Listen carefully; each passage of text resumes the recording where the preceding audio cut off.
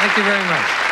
As some of you probably know, the Writers Guild is on strike, and we, the Smothers Brothers, support their goals. With the writers gone, it's really apparent what the great contribution that they do make to television. Tom, do you ever wonder how much effort it takes the writers to write a show every single week on television? And you think about the amount of work that the writers, the effort... I don't know, Dick. I just don't know the answer. What?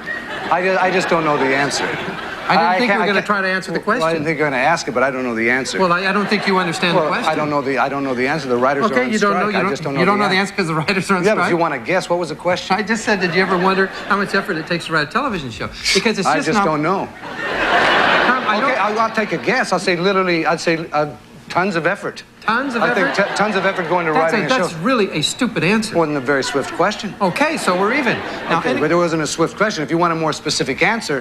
Dick, if you want a more specific answer, I'll give you, I would say, off the top of my head, not knowing that the question is going to be asked, but I know that there is an answer when there is a question. I'm going to try to answer that question, I would say specifically... Are you going to answer it tonight? Specifically, I'd say, okay, the amount of effort goes into putting the show together, I would say, I'd say around approximately, specifically, I'd say around about 127 tons of effort. 127 tons of effort? 127 tons of, what do you think? 120? Yeah, this gal here, what's your name? You.